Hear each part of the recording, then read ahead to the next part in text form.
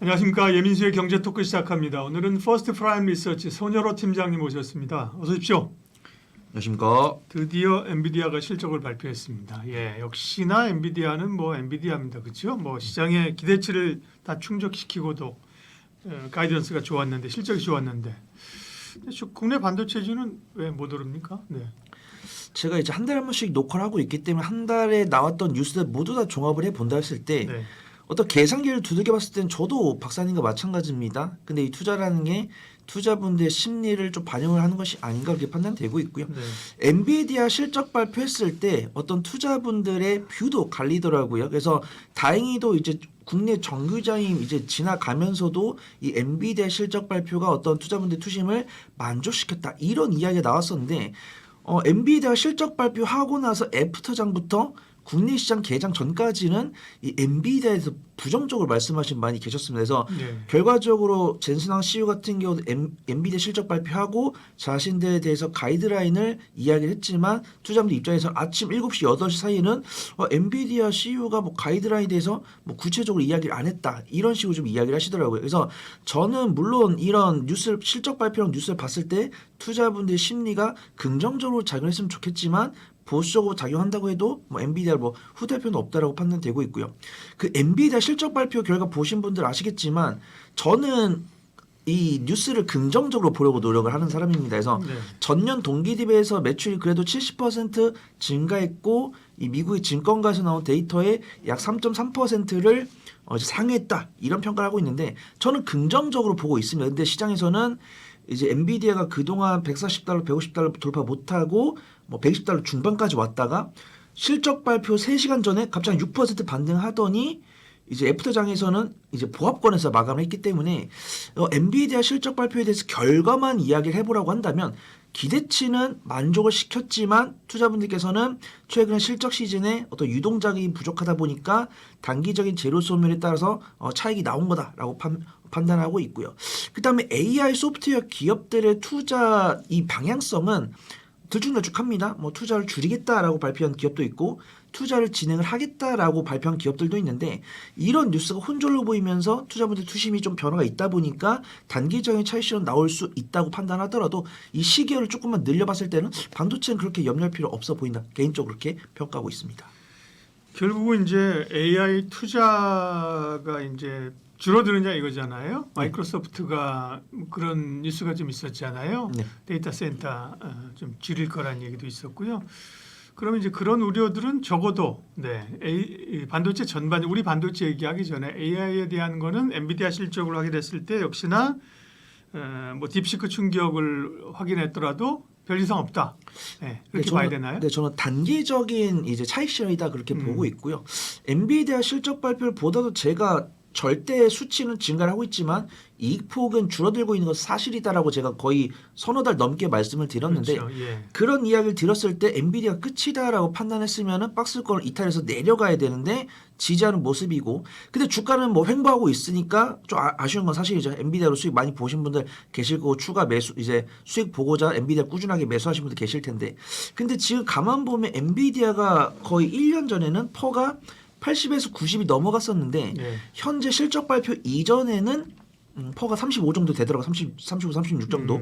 근데 오늘 실적 발표 봤잖아요. 근데 안타깝게도 주가는 뭐 최근 일주일 이내 고점을 돌파하지 못하고 제자리에 있지만 분모인 단기 순이익이 주당 순이익이 올라갔을 때는 퍼는 더 떨어졌을 거다라고 보고 있고 지금도 엔비디아 같은 경우는 가이드라인 블랙웰도 잘 팔리고 있고 향후 나오는 모델에 대해서는 뭐 HM이라든가 뭐 액침 등각이라든가 이런 것들 좀 논의를 하겠다고 이야기를 했었고 AI로 왔을 때는 제가 최근에 한 2주간 나왔던 뉴스를 봤을 때 이제 박사님께서 말씀하신 MS가 투자를 줄일 원래는 정말 재밌는 건 저번 주 후반부에는 줄였다라고 이야기를 했거든요. 근데 주말간에는 줄일 가능성이 있다라고 이야기를 했습니다. 그래서 원래는 MS가 올해 800억 달러의 시설 투자를 진행을 하기로 했는데 줄일 수 있다라고 하는 것은 800억 달러 투자가 다 사라질 수도 있고 800억 달러 중에 일부가 사라질 수 있다라고 보는 거잖아요. 그래서 저는 몇 퍼센트를 줄일지 모르기 때문에 25%에서 50% 줄인다라고 가정했을 때 하나로 하면은 116조입니다. 제가 이해하기 쉬우시라고 계산을 좀 해왔어요. 그래서 116조 중에 25% 줄면은 한 30조, 40조 정도고 반이 줄어든다고 했을 때는 뭐 마이너스 60조가 줄어드는 겁니다. 그럼 이것만 봤을 때는 이 AI에 대한 투자는 줄어든 게 맞아요.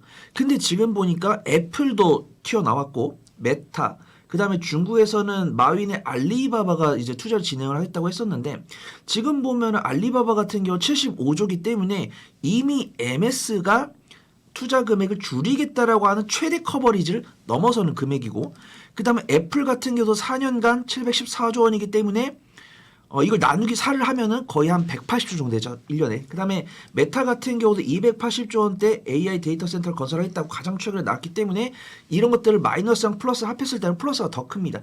근데 이 투자가 재밌는 것은 이런 것들이 불확실성하다는 거죠. 그래서 저 역시도 이 방송을 대본을 만들기 위해서 뉴스를 정리하는데 메타라는 걸 검색을 해보니까 지금 25년 2월 26일에 280조 원대 AI 데이터 센터를 건설했다고 메타 이야기를 했는데 3년 전으로 거슬러 가면은 2022년에 메타가 데이터 센터를 건설하겠다고 했다가 2주 뒤에 철회했다고 합니다. 그래서 지금 이 방송 시청하신 분들 중에서 이 데이터를 저는 데이터 맹시 안 합니다. 저는 항상 어떤 성장성에다가 그다음 계산기 두들기고 저평가냐 아니냐 판단하고 그럼 기술적 위치랑 수급 봐가지고 최종적으로 제가 탑픽을 정하듯이 지금 이렇게 계산기 두들겨서는 마이너스보다 플러스가 더 큰데 관련 종목들이 약세를 보이니까 투자분들께서는 이제 부담스럽다라고 생각할 수 있는 건데 부담스럽다고 생각할 수 있는 이유는 요 투자를 하겠다는 금액이 100% 확실한 게 아니니까 얼마든지 바뀔 수 있다는 것이니까 그러니까 저는 AI에 대해서는 성장성이 있냐 없냐로 물어보시면은 성장성 있다라고 보지만 지금 당장 사야 되냐라고 했을 때는 조금씩 차익실현 나오고 우리가 가장 이 AI나 이제 반도체 하드웨어 쪽을 투자하는 참고하는 엔비디아 실적 발표했으니까 지금 당장 뭐 강력하게 매수를 하기보다는 조금 시간을 두면서 천천히 봐보시면 좋을 것 같다. 그렇게 좀 평가하고 있습니다. 자, 국내 반도체가 이제 문제인데요. 뭐 사실은 SK 하이닉스가 작년에는 엄청나게 시세를 냈고 네. 올해는 좀 쉬는 동안에 삼성전자가 좀 올라오는 것 같더니만 요즘은 둘 다 좀 흐릿해, 그죠? 네. 삼성전자, SK 하이닉스에 대한 시각은요. 한 1주 전이나 2주 전까지는 확실하게 SK가 강했다가 최근 2주간에는 삼성전자가 조금 더 강한 모습 그 다음에 최근 일주일간에는 뭐 삼성전자, SK하이닉스 둘 다 매도가 나왔지만 네. 삼성전자는 그래도 약간 지키는 모습 그런 정도 확인되더라고요. 근데 저는 보통 이 삼성전자, SK하이닉스를 평가할 때 실적을 기반으로 평가를 하고 있기 때문에 삼성전자가 2분기, 3분기, 4분기 어떤 실적이 향상되는 모습보다는 기대감을 주는 뉴스가 있기 때문에 저는 SK하이닉스 편을 들고 있다라고 말씀을 드렸고요. 삼성전자를 그러면 사면 안 되냐라고 물어보신 질문에는 사도 된다라고 말씀을 드립니다. 근데 내가 이미 삼성전자를 비중 10% 이상 갖고 있을 때는 추가로 사시기보다 그냥 관망하시면 되시고 아예 한 주도 없다라고 했을 때는 사셔도 되시는데 삼성전자를 보유하실 때는 한 석 달 정도 지켜보시고 석 달 이상 가져갈지는 이 삼성전자 갖고 온 뉴스를 보고 드라이빙 걸지를 좀 판단을 해봐야 된다 판단이 듭니다. 그래서 SK하이닉스 같은 경우 아무래도 HBM과 관련이 실적 대부분인데 삼성전자 같은 경우는 뭐 디스플레이도 있고 뭐 이제 휴대폰 있고, 네. AP도 있고 가전도 있고 이제 뭐 낸드 플래시도 있는데 실적이 모바일도 1분기 봐야 될 것 같아요. 삼성전자 2분기, 3분기, 4분기 실적 발표 보신 분들 아시겠지만 모바일은 그대로 있고 그다음 파운드리 적자 전환됐고 낸드 플래시도 실적이 개선이 돼야 되는데 조금씩 후퇴하고 있습니다. 네. 그런데 삼성전자가 최근에 뭐 로봇도 띄웠고 뭐 AI도 띄웠고 그다음에 뭐 삼성전자 관련 있는 전공정 장비들도 띄우면서 제가 우스갯소리로 막 이러고 다녔어요.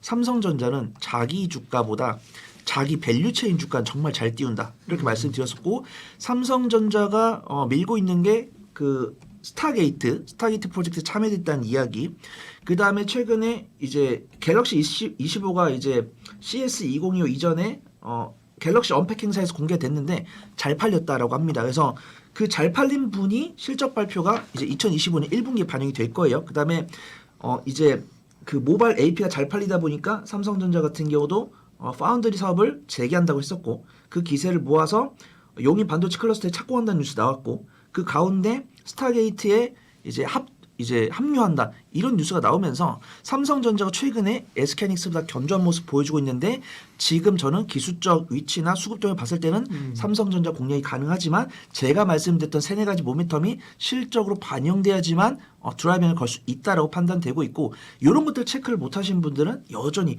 SK하이닉스 쪽이 낫다 그렇게 저는 보고 있습니다. 그렇군요. 그러니까 반도체가 뭐 SK 하이닉스만 가지거나 삼성전자만 가지거나 같이 가야죠. 같이 가야 되는데 그렇습니다.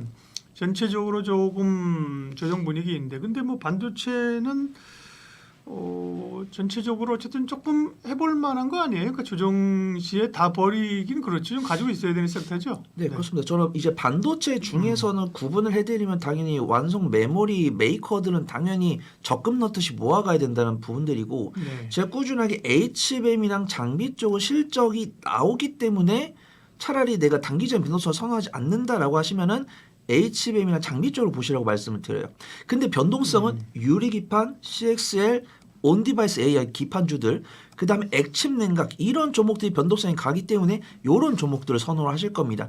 근데 저는 항상 이 드라이빙을 걸기 위해서는 실적이 보여야 된다고 판단을 해요. 그래서 지금 보면은 유리기판 같은 경우는 SKC가 일단은 6월 달에 양산을 할 거다라고 보는데 아무도 부정적으로 이야기를 안 하고 있기 때문에 저는 유리기판은 SK하이닉스 가장 필두적으로 볼 거다라고 보고 있고 삼성전자가 지금 SK하이닉스를 이기고자 CXL 관련해서는 뭐 CXL 3.1 출시해가지고 이긴다라는 이야기하고 있고 지금도 차세대 SSD를 다음 달 출시하면서 기존 모델보다 속도 2배 이상의 물건을 출시한다고 했는데 가장 중요한 거는 얼마나 잘 팔릴까 저는 이게 가장 중요하다고 판단합니다. 그래서 일단 다 좋아요. 기대감을 줄 수 있는 뉴스. 뭐 어디 뭐 모임에 참여했다, 뭐 스타이트 조합에 참여했다 이런 뉴스가 나왔을 때 그러면 수주가 나오는 것을 확인하면 그때는 드라이빙 걸 수 있고 그러기 전까지는 좀 매매 관점으로 좀 지켜보는 게 맞다 이렇게 좀 판단하고 있습니다. 네.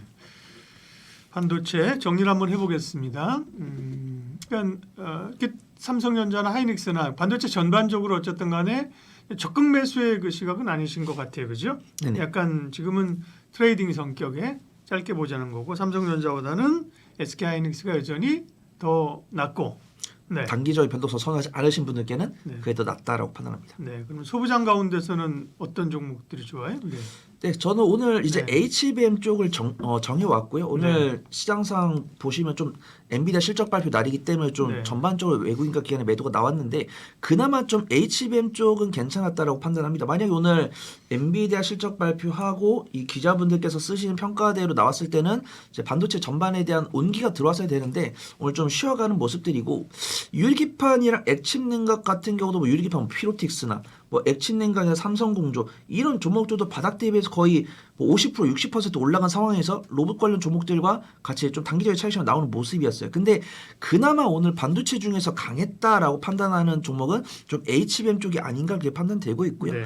저는 HBM에서는 탑픽을 오로스 테크놀로지를 말씀을 드릴 건데 오로스 테크놀로지. 당연히 실적이 나오는 건 TC 본도 쪽이다라고 네. 판단합니다. 그래서 지금 보면은 저는 이제 어떤 업황을 완전 태동기랑 성장기, 성숙기, 뭐 이제 뭐 과열기, 세태기 이런 식으로 분류해 드리는데 HBM 같은 경우는 성장기 초입에 들어왔다라고 말씀드렸어요. 왜냐면 우리는 실적을 봤으니까 성장기 초입인데 약간 성장기 중반쯤 온 것 같습니다. 그래서 제가 공부를 하기로는 어떤 독주하는 기업이 나오고 그 독주하는 기업의 밸류체인이 나오고 이 밸류체인 실적을 보면은 성장기 초반이다라고 보고 있고 이 경쟁 기업이 나타나면은 저는 성장기 이제 중반이다라고 봅니다. 그 다음에 이제 뭐 그런 것들이 포화됐다라고 했을 때는 어떤 뭐 성숙기라든가 이제 과열기로 이제 분류하시는 분 계신데 지속적으로 이 한미 반도체 위상을 흔드는 기업들이 나오고 있어요. 그래서 일단은 하나 세미텍 원래 하나 정밀기였고 원래 하나 인더스트리얼 솔루션즈였는데 네. 하나 인더스트리얼 솔루션즈도 하나 비전으로 이름 바꾸고 그렇죠. 하나 정밀기기도 하나 세미텍으로 이름 바꿨습니다. 아 이거 쫓기가 너무 힘듭니다. 그래서 하나 세미텍 같은 경우는 이제 비상장 기업이고 하나 비전에 이제 자회사로 들어있죠. 근데 이 하나 세미텍에서 만들고 있는 TC 본더가 한미 반도체랑 기술 격차가 한 3년 정도 나 있다라고 보고 있고 지금 SK하이닉스가 HM3 16단 시제품에 이제 TC 본더를 한미 반도체 거는 물론 쓰고 있지만 이 ASMPT라는 곳에서 장비를 30여 대 반입했다라는 뉴스가 나오고 있습니다. 현재는 이제 뭐 검토 단계다라고 하고 있는데 이런 뉴스가 나오면서 한미반도체가 제가 수급동에 보니까 외국인과 기관의 매도세가 좀 많이 나오더라고요. 한 5일 넘었습니다. 그러면서 이제 한화 비전은 박스권에서 상승 나온 다음에 약간 좀 물량 소화하는 느낌이고 한미반도체는 상승했다가 매도 물량이 좀 많이 나오는 것 같아요. 그래서 만약에 너는 뭐 안정성을 보냐라고 하시면은 한미반도체를 말씀드리겠지만 저는 그래도 지금 방송을 이제 영상을 시청하신 구독자분들께서 난 좀 단기적인 변동성을 원한다라고 하신 분들께는 한화 비전을 말씀드리고 저는 역시 실적이 제일 좋습니다. 저는 물려도 실적 나오는 기업이 좋습니다라고 하신 분들은 좀 한미반도체를 좀 보시면 좋을 것 같고 네. 제가 밀고 다니는 종목이 뭐 PSK 홀딩스나 이오테크닉스나 막 파크 시스템즈 이런 종목들이 있는데 그 종목들도 외국인과 기관 좀 매도세가 많이 나오더라고요. 그래서 한미반도체처럼 외국인과 기관 매도세가 많이 나오니까 이 종목들은 눌림목 만들었을 때 제가 다시 말씀드리고 오늘 이 어려운 장세 속에서도 외국인과 기관의 매수세가 들어오면서 양봉 지켜준 종목이 오늘 HBM에서 한 4종목 정도 있더라고요. 15종목이 밀리고 4종목이 양봉을 보여줬는데 그중에 제가 가장 유심히 보고 있는 게 오로스 테크놀로지입니다. 그래서 오로스 테크놀로지 같은 경우는 이제 반도체 전공정 장비를 만들고 있는데 네. 삼성전자 매출이 주였다가 2024년부터 SK하이닉스 매출이 증가를 했고 그다음에 삼성전자는 SK하이닉스뿐만 아니라 뭐 마이크론이라든가 이런 글로벌 전반 기업부터의 제품 다변화가 좀 예상이 된다라고 보고 있습니다. 그래서 실적 발표 내용을 보더라도 물론 장비 기업이 견조한 수준이지만 전년 동기 대비해서 156% 이상 실적이 개선됐기 때문에 어떤 이 기업에서 만들고 있는 전공정 장비에 대한 기술력이 입증됐다고 평가되고 있고 이 증권가 리포트에서 나오는 제품 다변화를 통한 실적 퍼포먼스가 올해도 좀 이어질 것으로 전망이 돼가지고 오늘의 제 반도체 탑픽은 오로스 테크놀로지를 말씀드리도록 하겠습니다. 오로스 테크놀로지 이제 전공정에서 보면 뭐 웨이퍼 쪽이나 뭐 약간 검사 장비 이런 쪽인 것 같은데요. 광막도 좀 있고 이게 HBM하고 직접 연결되는 건 아니죠 이거는 그러면 전공정이죠. 우선은 이제 전공정이라고 하더라도 HBM의 공정에 필요한 전공정 장비를 넣기 때문에 저는 HBM 관련 종목으로 좀 평가를 하고 있습니다. 그렇군요. 네. 오로스 테크놀로지를 또 반도체 소부장 가운데서는 주목할 만한 기업으로 말씀해 주셨습니다. 퍼스트 프라임 리서치 손여로 팀장님과 반도체 얘기했습니다. 고맙습니다. 감사합니다.